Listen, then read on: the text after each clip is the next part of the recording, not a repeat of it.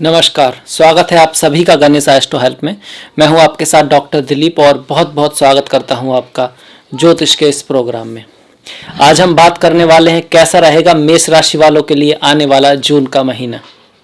देखिए, सीधे नज़र डालते हैं आपकी कुंडली पर। जो फिलहाल में जो गोचर की कुंडली है, गोचर में ग्रह कैसे चल रहे हैं। देखिए, दो कुंडली होती हैं, एक जन्म कुंडली, एक गोचर कुंडली। जन्म कुंडली में आपका प्रारब्ध लिखा है, आपका भाग्य उसी में लिखा है। गोचर की कुंडली तो लाखों करोड़ों लोगों की है, पर इससे प्रोबेबिलिटी का आइडिया होता है क्या हो सकता है, कहाँ हमको क्या ध्यान रखना है। अगर वो चीज़ हो रही है तो आपको एक आइडिया तो हो ही जाएगा। तो आप जो भी जब तब कर्म के लेवल पर आप क्या रेमेडी कर सकते हैं तो आप उसका फायदा उठा सकते हैं। तो आप देख सकते हैं इस तरह से दिखती है आपकी कुंडली फिलहाल गोचर में जून के लिए। ये प्रथम भाव है और इसमें आपके कोई ग्रह नहीं है। द्वितीय भाव में बुध, सूर्य और राहु। ये जो भाव है ये धन का है, पैसे का है, फैमिली का है, हार्मोनी का है, जो रिश्ते जो होते हैं उनका भी है कहीं ना कहीं। उसमें तीन ग्रह हैं आपके, राहु है, सूर्य है और बुध है। सूर्य यहाँ पर सिर्फ 15 तारीख तक है। 15 तारीख को मिथुन संक्रांति है। सूर्य नेक्स्ट राशि में, मिथुन राशि में तृतीय भाव में आ जाएंगे। और शुक्र जो है यहाँ पर लगभग पूरे महीने रहेंगे 26 तारीख तक। उसके बाद वो यहाँ आएंगे तो लगभग एंड हो जाएगा 26 जून को। तो वो जुलाई में हम उसको कवर कर लेंगे। इसके बाद चौथा भाव, पांचवा, छठा, सातवां आपके खाली हैं। अष्टम भाव में वृश्चिक राशि में केतु गोचर कर रहे हैं। नवम भाव खाली है। दसम भाव में शनि महाराज गोचर कर रहे हैं और वक्री हैं, हो चुके हैं वक्री। गुरु 20 तारीख से वक्री होंगे एकादश भाव में, कुंभ राशि में। 12वें भाव की आपकी मीन राशि है, वो खाली है, उसमें कोई ग्रह गोचर नहीं कर रहा है। तो ये तो रही हमारी ग्रह स्थिति। अब देखते हैं कि रिजल्ट क्या होगा इस सब का। सबसे पहले देखिए यहाँ पर एक विशेष बात जो छूटी हुई है, आपने शायद गौर भी किया होगा कि मंगल नहीं दिख रहे जो आपकी राशि के राशि हैं, और वो चौथे भाव में है और नीच के हैं। तो कहीं ना कहीं लग्न नीच का है, इस पे हम आएंगे। उससे पहले बात कर लेते हैं गुरु पर। गुरु एकादश भाव में अच्छा फल देते हैं। एकादश भाव में जब गुरु होते हैं अच्छा फल देते हैं, लाभ कराते हैं, कोई इच्छा पूर्ति कराते हैं, कोई सपना आपका सच हो सकता है, कार्य के क्षेत्र में कोई बड़ा बदलाव आ सकता है जिनकी गुरु की दशा महादशा आ रही है। पर सभी लोगों को इस महीने में थोड़ा सा आप कह सकते हैं कि बहुत ज़्यादा जल्दबाजी में काम नहीं करना, गुस्से पे कंट्रोल रखना है। घर में जो माहौल है उसको ढंग से बना के रखने की जरूरत है। कारण क्या है, बहुत सारे ग्रह वक्री हैं और आपकी राशि का जो ईश मंगल है वो भी नीच का है। हाँ, ये जरूर है जिनकी गुरु की महादशा है उनका लाभ होने का चांस काफ़ी है। उनको फेम मिल सकती है, उनको ऑथोरिटी मिल सकती है, उनको मान सम्मान मिल सकता है। अगर वो किसी काम की तलाश में थे तो वो काम मिल सकता है, और पहले से अगर किसी काम पर थे तो काम में बदलाव, ट्रांसफर आदि के चांस यहाँ पर बनते हैं। चूंकि गुरु वक्री है, कहीं ना कहीं दसम भाव का भी काम करेंगे। दसम भाव पे जब गुरु होते हैं काम में वृद्धि हो जाएगी। अचानक से कोई ढेर सारा काम या हार्डवर्क काफ़ी ज़्यादा करे और रिजल्ट थोड़ा सा कम आए, ऐसा रह सकता है। गुरु की यहाँ से दृष्टियां अगर ले हम 1 2 3 4 5, यहाँ पर दृष्टि है तृतीय भाव पर, सप्तम भाव पर, पंचम भाव पर और सप्तम भाव पर। गुरु आपके भाग्येश हैं और 12th के स्वामी भी हैं। तो ऐसे में 12th के स्वामी का एकादश में आना कहीं ना कहीं विदेश से या इंपोर्ट एक्सपोर्ट से लाभ दिखा सकता है। आपका दिया हुआ पैसा, कमाया हुआ नहीं, दिया हुआ पैसा जो आपने किसी को दिया हो वो वापस आ सकता है, उसके चांस यहाँ पर बनते हैं। कार्य के क्षेत्र में आपको कहीं बाहर या दूर थोड़ा जाना पड़ जाए, इस तरह की संभावना है। आपके जो पड़ोसी हैं, भाई बहन हैं, उनके साथ संबंधों में गुरु यहाँ सुधार लाने की कोशिश करेंगे। चूंकि भाग्येश हैं और लाभ में जा रहे हैं तो कहीं ना कहीं भाग्य से लाभ भी होगा। पर एक खास बात है, जब ग्रह वक्री होते हैं तो पुरानी चीजें वापस आती हैं लाइफ में। जैसे कोई पुराना कॉन्ट्रैक्ट हो, कोई पुराना दोस्त हो, कोई पुराना क्लाइंट हो, वो वापस आ सकता है। उसके साथ काम ज्यादा अच्छा रहेगा बजाय नए क्लाइंट के। दूसरा, ये समय अच्छा है अवलोकन के लिए, चीजों को देखने के लिए, समझने के लिए। चीजों में अगर कुछ गलतियां होती आ रही हैं तो उनको सुधारने के लिए। क्योंकि सिर्फ एक ग्रह वक्री हो, शनि, तो ठीक है, गुरु भी वक्री होंगे, बुध भी वक्री रहेंगे। तो इस तरह से डॉक्यूमेंट्स, कोई भी डॉक्यूमेंट्स का काम हो, टैक्स से रिलेटेड कोई काम हो, किसी भी तरह का कम्युनिकेशन हो, जब आप बात कर रहे हो खासकर काम के क्षेत्र में, या फिर टाइप कर रहे हो या ईमेल कर रहे हैं, तो उसको थोड़ा चेक जरूर कर लें। कुछ गलती हो सकती है तो रीडू करने की सिचुएशन बनती है। तो अगर आपने चेक नहीं किया तो आप ध्यान नहीं कर पाएंगे, तो उसको चेक अवश्य कर लें। गुरु के बाद हम आते हैं शनि महाराज पर। शनि महाराज भी वक्री हो गए। शनि महाराज वर्क के क्षेत्र में वक्री हुए हैं तो कार्य के क्षेत्र में अवलोकन करने की जरूरत है। गुरु महाराज एकादश, मित्रों के साथ थोड़ा संभल के रहने की जरूरत है, देखने की जरूरत है कि कौन मेरा सच में मित्र है, कौन नहीं है, और कैसा मैं मित्रों के साथ अपना बिहेव कर रहा हूँ। बड़े भाई बड़ी बहन के साथ रिश्तों को थोड़ा संभालने की जरूरत है कहीं ना कहीं। और भाग्य के क्षेत्र में भाग्य का जो भाव है वही पिताजी का भी होता है, गुरु का होता है। गुरु आपकी माता भी हैं, पिता भी हैं। प्रथम गुरु तो माता ही होती है, पिता होते हैं, और गुरु लोग जो होते हैं उनके साथ रिश्तों में, संबंधों में कहीं ना कहीं थोड़ा बहुत मिसअंडरस्टैंडिंग हो सकती है, दूरी आ सकती है, उसको संभालें। वो रिश्ते कैसे चल रहे हैं उस पर ध्यान दें, वहाँ कोई गलती होने की संभावना रह सकती है। उच्च शिक्षा के क्षेत्र में पुरानी जो चीज़ें हैं, अगर आप कोई किसी डिप्लोम की या किसी एग्ज़ाम की तैयारी कर रहे हैं तो ये समय है कि जो पुरानी चीज़ें हैं वो पहले परफेक्ट हैं या नहीं है, आप सही रास्ते पे नहीं है या नहीं है, वो तय करें, उसके बाद आगे बढ़ें। जैसे कि आपको अगर एग्ज़ाम की तैयारी कर रही है, आपको 3 किताबें जो है वो कंप्लीट करनी है पर आपने 2 ही की हैं, तो ये समय तीसरी पर बढ़ने का नहीं है, पहले ये देखने का है कि अब पहली 2 किताबें मुझे ढंग से आ गई हैं, बेसिक मैंने कवर कर लिया है। नहीं तो ऐसा हो सकता है कि 2 किताबें अगर ढंग से नहीं की हैं और जल्दी में आप तृतीय पे कूद जाते हैं तो आधी छोड़ पूरी को धावे, आधी मिले ना पूरी पावे। मतलब अगर बेसिक क्लियर नहीं है तो तीसरी भी ढंग से समझ में नहीं आएगी, तो सिचुएशन ये हो जाएगी कि तीनों समझ में नहीं आई। पर अगर आप पहली 2 को ढंग से समझ के और फिर तीसरी पर बढ़ेंगे तो एक तरह से बढ़िया रहेगा। तो उस तरह का थोड़ा कुछ समय है। एकदम से नई चीज करना, जॉब को छोड़ के बिजनेस या बिजनेस को छोड़ के जॉब करने का समय ये नहीं है। शनि महाराज बकरी हो रहे हैं, पिता के साथ थोड़े संबंधों में, बॉस के साथ, बड़े भाई के साथ संबंधों में थोड़ी दूरी आ सकती है। हाँ, विदेश से कुछ संबंध, एक्सपोर्ट इम्पोर्ट का अगर आप काम है तो उसमें आपका लाभ हो सकता है। देखिए, इंडिया में तो लॉकडाउन है, पर दुनिया में और भी देश हैं और हर देश में लगभग हमारे भारतीय लोग रहते हैं, तो उनके लिए यात्राओं का योग बनता है, क्योंकि कोई भी चार्ट देश काल पात्र पे काम करता है। एक ही चार्ट अफ्रीका में हो, न्यूजीलैंड में हो, अमेरिका में हो, लंदन में हो, तो एक सा रिजल्ट नहीं देता। इसीलिए कहते हैं कि कर्म बहुत महान है, कैसी सराउंडिंग है उसका बड़ा इंपॉर्टेंस है। जैसे कि अगर कोई लड़की है, अरब में पैदा हुई है और ऐसी जगह पर है जहाँ पर पढ़ाई लिखाई उनको इससे ज़्यादा कुछ नहीं, सिर्फ शादी के लिए, तो कितने भी अच्छे योग क्यों ना हो, बहुत कम चांस है कि वो कहीं उड़ पाएगी, इंजीनियर बन पाएगी, क्योंकि एटमॉस्फेयर ही नहीं है, कुंडली कितनी भी स्ट्रांग क्यों ना हो। इसीलिए कहते हैं ना, कर्म का बहुत महत्व है। आपके सामने है, लाइव एग्जाम्पल है कि देश काल पात्र और कर्म का बड़ा महत्व है। कुंडली आपको ले जा सकती है अगर आपकी सॉलिड डेस्टिनी हो। जैसे कि बुद्ध हुए थे, वो इसीलिए हुए थे कि सबको ज्ञान दें, पर हर कोई बुद्ध थोड़ी ना होता है। आम आदमी की जो कुंडली है उसमें मेहनत का, सराउंडिंग का और उसका बड़ा असर होता है। इसलिए आप कहा भी जाता है कि आप अच्छे दोस्त बनाइए, अच्छी सराउंडिंग रखिए, सही रास्ते पे चलिए, अच्छी किताबें पढ़िए, और उससे आपको बहुत कुछ आपके चार्ट में बदल सकता है। क्योंकि सिर्फ रखने से नहीं, विचारों को पढ़ने से नहीं कुछ होगा, पर विचारों पे चलने से तो होगा ना। इस बात को ध्यान रखिए। शनि की सीधी दृष्टि मंगल पर है और वहां मंगल नीच के हैं, और ये जो भाव है, ये घर, गाड़ी, भूमि, वाहन, माता, मातृ सुख, राजगद्दी और किसी भी चीज के अंतिम जो होता है उसका है। तो कहीं ना कहीं मन में थोड़ा सा यहाँ पर कह सकते हैं दुख रह सकता है, कहीं ना कहीं कोई बात आपको कचोट सकती है। माता के साथ या अपने बंधुओं से कोई आपको कुछ ऐसा लगेगा कि भाई इससे ही उम्मीद नहीं थी, उनमें से कुछ ऐसा हो सकता है। मित्रों के साथ भी यहाँ पर थोड़ा, ये मैं सभी के लिए नहीं कह रहा कि सारे मित्रों से, पर किसी से कोई आपका जो नज़दीकी है आपका कोई दिल दुखा सकता है। माता के साथ संबंधों को बना के रखें, उनकी केयर करते रहें। शनि की 10वीं दृष्टि 7वें भाव पर है, तो रिश्तों के मामले में थोड़ी ठंडक रहेगी। वो एक दूसरे की केयर तो रहेगी, रेस्पॉन्सिबिलिटी तो रहेगी, पर वो जो आकर्षण होता है ना, वो उसकी कमी रह सकती है।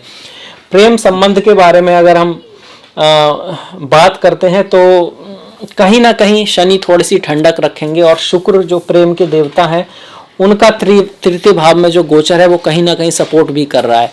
मतलब आप क्रिएटिव फील करेंगे दोस्ती वगैरह में। अगर किसी की शुक्र की दशा महादशा है तो उनके लिए महीना ठीक रहेगा, वो आकर्षण फील करेंगे। अगर वो आर्ट के, म्यूजिक के, कम्युनिकेशन के, आपका होटल्स के, कपड़ों के, बेडिंग्स के, और लेडीज से जुड़ा हो कोई काम हो, ऑटोमोबाइल इंडस्ट्री हो, चमकीली चीज़ों का कोई काम हो, इस तरह के किसी काम में है तो उनके लिए अच्छा रहेगा, बढ़िया महीना जाएगा शुक्र वालों का। प्रेम के लिए भी लाइफ में कोई आ सकता है, उसकी है। छोटी मोटी यात्राएं रह सकती हैं, उसकी भी बहुत संभावना है। वास्तव में शुक्र और बुध का यहाँ पर परिवर्तन है जो द्वितीय और तृतीय भाव का लक्ष्मी नारायण परिवर्तन है। शुक्र को लक्ष्मी से और बुध को श्री नारायण से जोड़ते हैं तो लक्ष्मी नारायण परिवर्तन कह दिया। ये मेहनत से धन आ सकता है, अचानक से बहुत बड़ा धन आ सकता है, इस तरह की संभावना यहाँ पर है। क्या सभी को आएगा? नहीं, बिल्कुल नहीं। जिनकी जन्म कुंडली में भी योग हो और इनकी दशा महादशाएं हो तभी ऐसा हो पाएगा, पर कुछ लोगों का अवश्य होगा। तो शुक्र की स्थिति बेहतर है, अच्छी है। कहीं ना कहीं आपका जो स्पाउस है, पति पत्नी है, वो उसका ट्रांसफर हो सकता है। वो पराक्रम काफी करेगा, मेहनत बहुत करेगा और उसका फल उसको मिलेगा, और उसको मिलेगा तो कहीं ना कहीं आपको भी मिलेगा। कि परिवार है या दोस्ती है या प्रेमी प्रेमिका है, एक तरह से जुड़े हुए होते हैं। बुध की अगर हम बात करें, बुध जो कि आपकी कुंडली के तृतीय और षष्ठे से धन के मामले में, अगर किसी की बुध की दशा है, संभल के रहने का समय है। कोई भी बड़ा डिसीजन लेने से पहले थोड़ा ट्राई नहीं, मैं कहना चाह रहा था एक्सपर्ट की राय लें और आसपास वालों की भी राय लें। एकदम से ना जाएं, लॉस हो सकता है अगर बुध की दशा महादशा है तो। वाणी को संभाल के काम करें, वाणी को संभाल के यूज करें। आप ऐसा कुछ बोल सकते हैं कि जिससे आपके परिवार में मिसअंडरस्टैंडिंग पैदा हो जाए या लोग आपकी बातों को समझ ना पाए। तो प्यार से बोलिए, मीठा बोलिए, ऐसी वाणी बोलिए, मन का आपा खोए औरों को शीतल करे आपहु शीतल होए। कोई भी बात हो आप उसको इस तरह से बता सकते हैं कि बात भी लोग समझ जाएं और उससे नाराजगी भी ना हो। तो इस तरह से बातों को करने की कोशिश करें और चुप भी नहीं रहना है। जहां बोलने की बात है वहां बोलना जरूरी है, बताना जरूरी है। और कुछ समय ऐसा होता है जहां चुप ही सबसे अच्छी भाषा होती है, तो इस बात को भी समझें। द्वितीय भाव में एक तो बुध जो कि बहुत कारक नहीं है, ऊपर से सूर्य भी रहेंगे, फिर राहु भी रहेंगे। कहीं ना कहीं धन के मामले में अगर आपकी सूर्य राहु या बुध की दशा है तो संभल के रहने की जरूरत है। शुक्र की है, गुरु की है तो ठीक है, शनि की है तो मेहनत बहुत ज्यादा होगी और रिजल्ट थोड़ा कम आएगा जहां तक गोचर की बात है। वाणी के साथ साथ भोजन को सात्विक रखने की जरूरत है, तामसिक भोजन से बचने की जरूरत है यहाँ पर। और अपने स्पाउस के साथ प्रेम जो है उसको बना के रखें। छोटी मोटी बात है तो उसको इग्नोर कर दें। कोई लड़ाई वगैरह कोई स्टार्ट भी होती है तो उसको तूल ना दें, क्योंकि संसार कर्म प्रधान है, मृत्यु लोक कर्म प्रधान है। ऐसा नहीं है कि पत्थर की लकीरें हैं उनको बदला नहीं जा सकता, फिर जन्म का क्या अर्थ। अब कुछ है ही नहीं, मतलब सब फिक्स ही है तो फिर मतलब ही क्या है। तो इसका मतलब यही है कि सब कुछ फिक्स नहीं है, आप उसको थोड़ा इधर उधर कर सकते हैं। इन सारे ग्रहों की दृष्टि अष्टम भाव पर है। कहीं ना कहीं सास ससुर के साथ, इन लॉज के साथ थोड़ी गलतफहमी या मिसअंडरस्टैंडिंग हो सकती है। ड्राइविंग वगैरह करते वक्त थोड़ा सा ध्यान रखें, ड्राइविंग थोड़ा सेफ करने की कोशिश करें, बहुत ज़्यादा तेज स्पीड से ड्राइविंग ना करें। मंगल की बात आए, देखिए लग्नेश ही नीच के हैं, तो ऐसे में स्वास्थ्य का सभी को ध्यान रखना है, शांति सभी को बना के रखनी है, पीसफुली काम को करने की कोशिश करनी है, सही रास्ते से करने की कोशिश करनी है। जल्दबाजी में कोई बहुत ज्यादा निर्णय नहीं लेने हैं। पति पत्नी, प्रेमी प्रेमिका के बीच जो मधुर संबंधों हैं उनमें थोड़ा सा खटास यहाँ मंगल लाने की कोशिश करेंगे। कारण उसका या तो गुस्सा हो सकता है या एक दूसरे को कुछ ऐसा बोल देना जो दूसरा ना समझ पाए, गलत ले ले, फिर उसको भी गुस्सा आए। इस तरह की समस्या यहाँ पे रह सकती है। इन लॉज के साथ भी सेम है।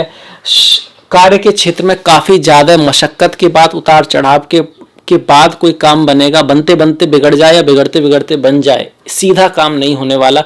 तो उसके प्रति कोई बहुत ज्यादा रिएक्ट ना करें। अपनी तरफ से अगर आप सही रास्ते पर हैं तो एक बार में नहीं होता, दूसरी बार में होगा, दूसरी बार में नहीं तो तीसरी बार में होगा। अरे जो एडिसन थे उन्होंने तो 10,000 बार ट्राई किया था लैंप को बनाने का। लोग ये कहने लगे थे भैया पागल हो गया, इसका कुछ नहीं होगा। और उसके कारण आज हम सब रोशनी में बैठे हैं। कोई पागल हुआ तभी हमको कुछ मिला। तो जब कुछ पाना होता है ना, कुछ बड़ा करना होता है, तो दिमाग के साथ साथ थोड़ा सा तो पागल होना पड़ता है।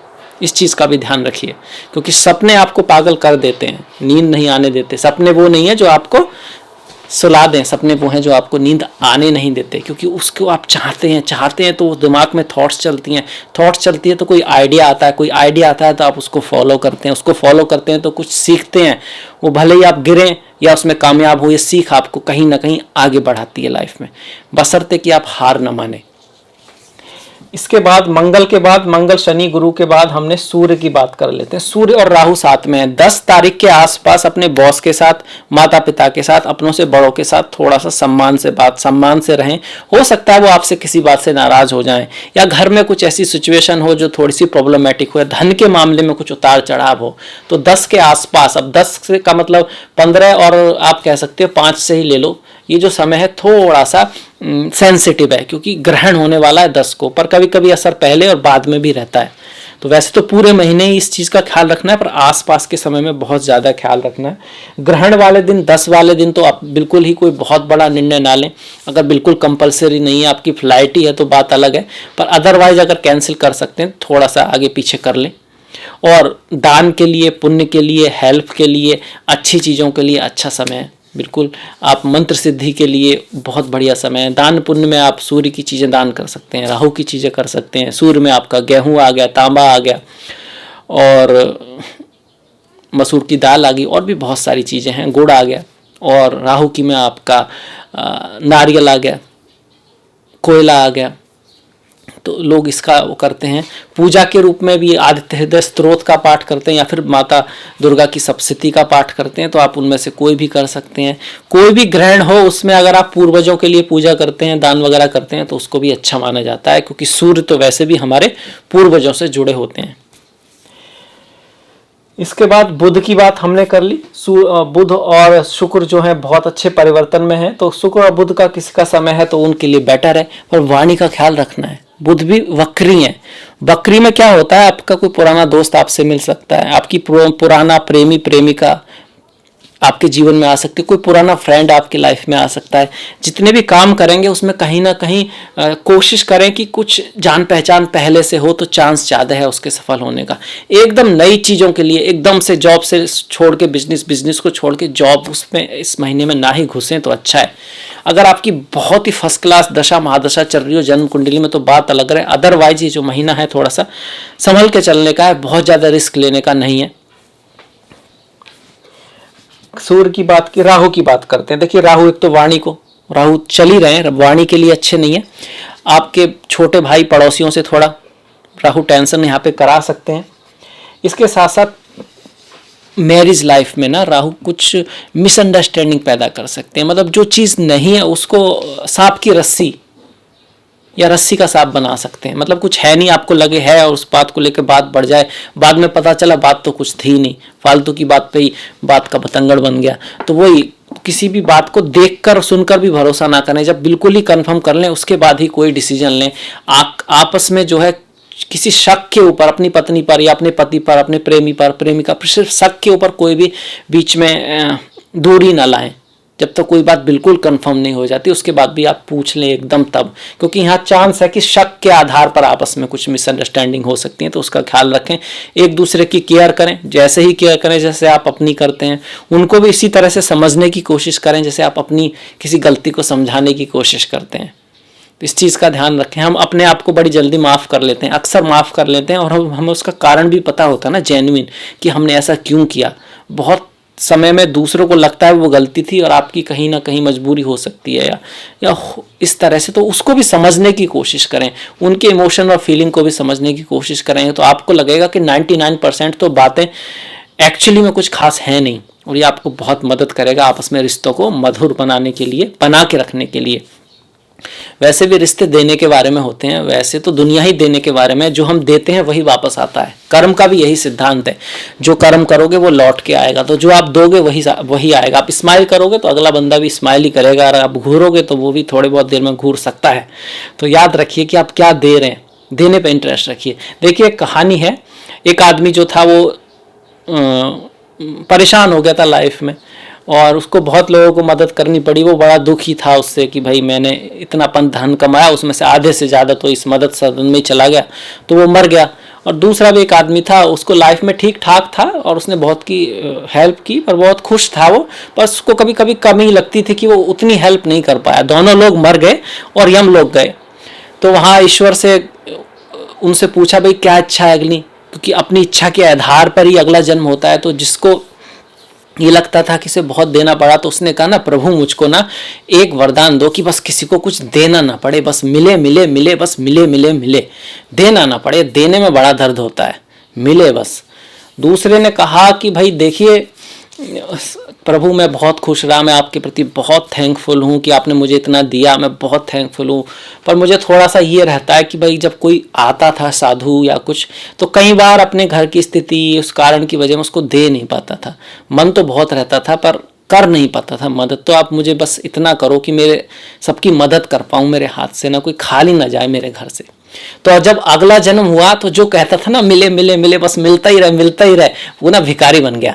अब भिखारी को क्या है, भिखारी को तो मिलना ही है, देने का तो कोई काम ही नहीं है। तो इसलिए देना सीखना होगा। और जिसने मांगा कि मैं किसी की कर पाऊँ, दे पाऊँ, वो बहुत अच्छा जॉब में बना, बहुत अच्छी पोजीशन पे पहुंचा और उसने बहुत लोगों के लिए किया भी, और उसकी इच्छा भी थी। तो करना सीखिए, जितना आप देंगे उतना वापस आएगा जरूर। हाँ, किसी कारण से फिलहाल शॉर्ट टर्म में नहीं आ पा रहा तो पिछले कोई कर्म होंगे। अभी विश्वास कीजिए ज्योतिष पर, कर्म पर विश्वास कीजिए कि अगर आप दे रहे हैं तो आपके पास आएगा। अब देने के लिए आप में एबिलिटी होनी चाहिए। कैसे देंगे आप? ऐसा नहीं कि आपके पास 100 रुपए हैं, आपने दे दिए, मैंने तो सब कुछ दे दिया, अब ईश्वर नहीं दे रहा। अरे आप डॉक्टर बनेंगे तो किसका इलाज करेंगे, वो देना है। अगर आप टीचर बनेंगे तो आप नॉलेज का दान करेंगे। परमानेंट ढूंढना है ना आपको। अच्छे इंजीनियर बनेंगे तो फिर अच्छे अच्छे डिजाइन करेंगे और सही रास्ते से करने की कोशिश करेंगे। इंटीरियर डिजाइन बनेंगे तो लोगों के लिए घर बनाएंगे, तो दे रहे हैं ना आप। तो कुछ एक परमानेंट सोर्स ढूंढिए जिसको आप दे पाएँ दुनिया को, तो आपको जरूर मिलेगा। और रिश्तों में भी अपनी तरफ से कोशिश कीजिए, कितना आप कर पा रहे हैं अपनी रेस्पॉन्सिबिलिटी का। वो कितना कर रहे हैं वो उनका काम है। देखिए, हमने मंगल देखा, गुरु देखा, राहु देखा। राहु के बारे में जो हमने बातें ध्यान से समझी कि वो रहा, केतु की बात रह गई है। केतु अष्टम में है। कहीं ना कहीं अगर किसी को गुदा का रोग है, बवासीर टाइप कुछ इस तरह का है, पेट का कुछ है, तो उसका ख्याल रखें। वहाँ वो चीज़ें थोड़ी बढ़ सकती हैं। ओल्ड एज में ही ऐसा अक्सर होता है। सास ससुर के साथ मिसअंडरस्टैंडिंग बढ़ सकती है। पर अकल्ट, एस्ट्रोलॉजी, समाधि, ज्योतिष में किसी का इंटरेस्ट है तो केतु फेवर कर रहे हैं अगर केतु की दशा है। हाँ, धन के मामले में गलत डिसीजन व्यक्ति ले सकता है। स्पिरिचुअलिटी के मामले में ठीक है। तो धन का कोई डिसीजन लेना हो ऐसे समय में तो किसी की सलाह लें, उसका भी भाग्य शामिल हो जाएगा 2-4 लोगों की बात जान के। वैसे भी देखिए, सही रास्ते पे चलना वो ज़्यादा इंपॉर्टेंट है। ऐसा नहीं है कि आप सिर्फ क्या होगा और क्या करें, तो ज्योतिष का अर्थ ही गलत हो जाएगा। ज्योतिष आध्यात्मिक विषय है जो आपको सत्य की राह पर, सही रास्ते पर मोड़ना चाहता है। उसका ये मेन इंपॉर्टेंस है, ना कि क्या होगा, क्योंकि जो होगा वो तो होगा ही। और अगर वो इतनी सॉलिड डेस्टिनी है जो बदली नहीं जा सकती तो सोच के क्या करना, और बदली जा सकती है तो आप उसको कर्म से बदल ही दोगे, तो फिर बात ही क्या। जो भगवान श्री राम ने भी कहा है श्री लक्ष्मण से, अर्जुन ये वो लक्ष्मण, ये इंपॉर्टेंट ही नहीं है लिखा क्या है, इंपॉर्टेंट ये है कि क्या फिलहाल आज अभी हम सही डिसीजन ले रहे हैं जो फिलहाल है। क्योंकि जो पीछे है वो उसे आप वापस जाके सही नहीं कर सकते। क्या आप सही पाथ पे चल रहे हो? अब जहाँ ईश्वर ले आया, पर यहाँ क्या मैं सही डिसीजन ले रहा हूँ, सही कर रहा हूँ अपनी तरफ से? और बाकी प्रभु पे छोड़ दो, सब अच्छा होगा, सब बढ़िया होगा। तो देखिए, हमने सारे ग्रह देख लिए। अब थोड़ा सा त्योहारों की बात कर लेते हैं इस महीने के। 10 जून का सूर्य ग्रहण अमावस्या को है, तो उस दिन कोई बहुत बड़ा निर्णय नहीं लेना है। और रिश्तों वगैरह में जो हमने बात की उन सब का ध्यान रखना है। पूजा पाठ के लिए अच्छा है, मंत्र सिद्धि के लिए अच्छा है। और इसके बाद देखिए 24 तारीख की ज्येष्ठ पूर्णिमा है। पूर्णिमा का व्रत बहुत शुभ होता है, धन देता है, मन को शांत करता है और पुण्य के लिए भी अच्छा है। कोई भी व्रत जो होता है वो सच्चे मन से किया जाता है, निश्चल भाव से किया जाता है, कामना की पूर्ति के लिए नहीं किया जाता है, अपनी थैंकफुलनेस के लिए किया जाता है। 6 तारीख की अपरा एकादशी है, 21 तारीख की निर्जला एकादशी है। जो भगवान श्री हरि विष्णु के भक्त हैं उनके लिए एकादशी का बड़ा महत्व है। ओम नमो नारायणाय। भीमसेनी एकादशी भी बोलते हैं इसको। और कहा जाता है अगर पूरे साल आप एकादशी का व्रत नहीं रख सकते तो इसको तो कम से कम रखना चाहिए। और सच्चे मन से, सच्चे दिल से, सच्ची श्रद्धा से कोई व्यक्ति खुश होके प्रभु का अगर भक्ति करता है तो उसको सच्चा ज्ञान भी प्राप्त होता है। उसके पापों में भी कह सकते हैं सर्व पाप नष्ट हो जाते हैं, क्योंकि वो एक अच्छा व्यक्ति हो जाता है, सही रास्ते पे चलता है। ऐसा तो नहीं है एक दिन करेगा व्रत और अगले दिन नहीं करेगा तो फिर तो भगवान के साथ धोखा हो गया। और जब इतना अच्छा हो जाएगा तो फिर तो ईश्वर तो दयावान है। ईश्वर तो करुणावान है, उसको आपको अननेसेसरी को सजा देने का ऐसा नहीं है। कभी कभी कर्मों का फल होता है और कभी कभी तो वो सीख होती है, उससे कुछ सीखना होता है, वो एक आपकी एक परीक्षा होती है और आप परीक्षा में फेल ना हो इसके लिए जरूरी है कि आप सही बात पे चलते रहें। 7 और 2 तारीख का प्रदोष व्रत है। 8 तारीख की शिवरात्रि है। सच्चिदानंद रूपम शिवोहम शिवोहम आनंद स्वरूपम शिवोहम शिवोहम। जो भगवान भोलेनाथ के भक्त हैं उनके लिए बहुत महत्वपूर्ण दिन है। 27 तारीख की संकष्टी है और 10 तारीख की ज्येष्ठा अमावस्या है जैसे हमने बताया, और 15 तारीख की मिथुना संक्रांति है। सूर्यदेव जो है मिथुन राशि में प्रवेश करेंगे। संक्रांति का व्रत हमेशा ही अध्यात्म से जब तक आदि से जुड़ा रहता है, क्योंकि सूर्य आत्मा है और आत्मा से ही रास्ता परमात्मा की तरफ जाता है। यथा पिंडे तत् ब्रह्मांडे, जो आत्मा है वो कहीं ना कहीं परमात्मा से जुड़ी हुई है। तो सूर्य का जो व्रत है संक्रांति का, वो स्पिरिचुअलिटी के लिए, अध्यात्म के लिए, आत्मज्ञान के लिए बहुत महत्वपूर्ण है। कहीं ना कहीं हेल्थ के लिए और जो पृथ्वी में जो सुख भोग है उनके लिए भी वो आपकी मदद करता है। जो लोग संक्रांति को जन्म लिया होता है उनके लिए ये व्रत बहुत महत्वपूर्ण होता है और लगातार अगर वो उसको करते हैं तो उनको लाभ महसूस भी होता है। वैसे भी हर व्यक्ति को सूर्य नारायण को जल देना चाहिए, उनको नमस्कार करना चाहिए और उनके बारे में जानना चाहिए। बिना जाने कुछ पता लगेगा नहीं, और जब कुछ पता लगा ही ना हो तो उसके बारे में बोलना व्यर्थ है। तो उसके लिए अपने जो पुराण हैं, उपनिषद हैं, उनका खुद अध्ययन करें, उनको समझें, उनकी शिक्षाओं को समझने की कोशिश करें। आपका जीवन ना बदला जाए ऐसा हो नहीं सकता। इसके बाद मेरे ख्याल से आपको ये पसंद आया हो वीडियो तो प्लीज़ लाइक करना मत भूलिएगा, घंटी का जो बटन है वो दबाना मत भूलिएगा और सब्सक्राइब जरूर कीजिएगा। नेक्स्ट वीडियो में आपसे मुलाकात होगी। तब तक अपना ख्याल रखें, अपनों का ख्याल रखें, सभी का ख्याल रखें, तरक्की करते रहें और मिलेंगे नेक्स्ट वीडियो में। तब तक के लिए नमस्कार।